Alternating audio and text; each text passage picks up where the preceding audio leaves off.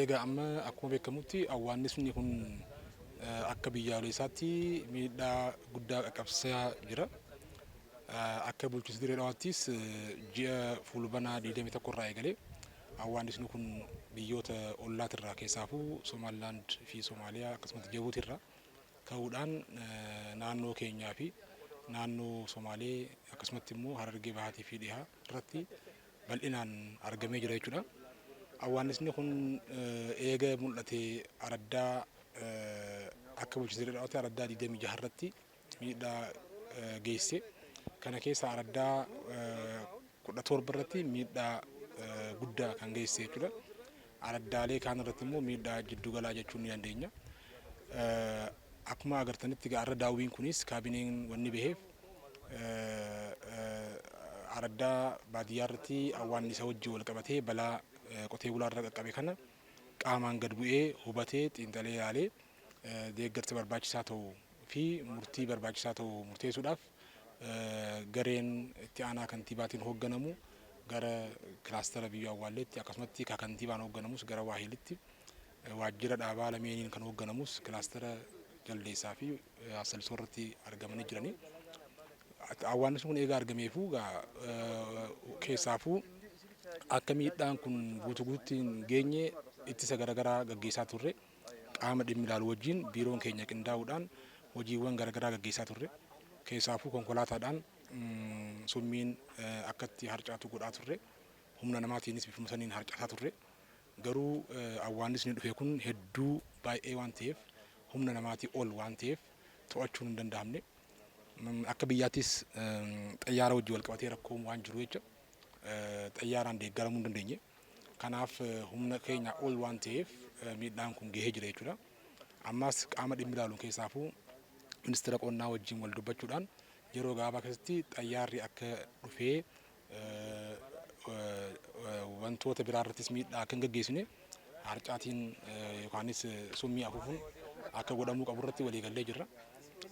Awwaannisni kun egaa ooyiruu hektaara 4,000 gahu irratti miidhaa geesse. Akkasumatti immoo hektaara 6,000 kan gahu lafa dheedaa irrattis miidhaa guddaa geessee jira jechuudha.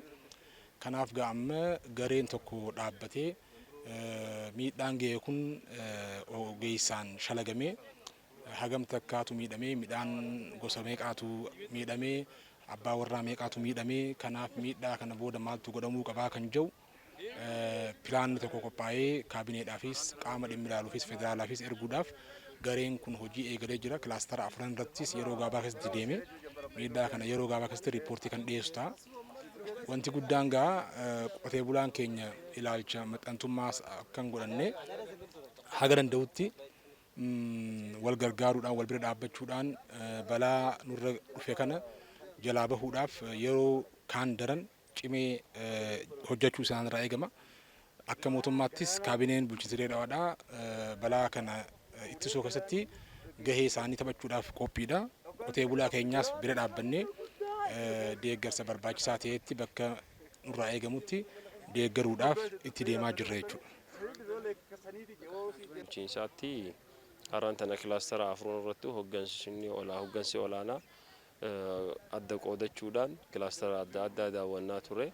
Kana wajji wal qabatee keessaafuu qotee bulaa keenya shanyii ammaan tana yeroo silaa isaan nu bahee jiranii eeggachaa jiranii wajji wal qabatee akka waliigalatti awwaannisni dhufee balaa guddaa irra geessee jira. Balaa kana wajji wal qabatee akka bulchiinsaatti nutis uummata keenya cinaa ni jirra jechuudhaaf har'aan tana hawaasa keenya keessa gabbuunee isaan jidduu waan miidhaa isaanirra ga'ee fi waan isaanirra balaa isaanirra buuse kana wajji qoodachuudhaaf isaanii wajji mari'achuudhaaf akka waliigalaatti araddaalee agarre keessa xiqqoo nama naasisa. Wanni ammaan tana awwaannisni balaan ga'e tana yaa'u akka biyyoolessaatti as qofa otoo hin ta'in biyyoolessaa akkuma Itoophiyaa guutuutti miidhaan kun gaggeeffameeti kan argamu.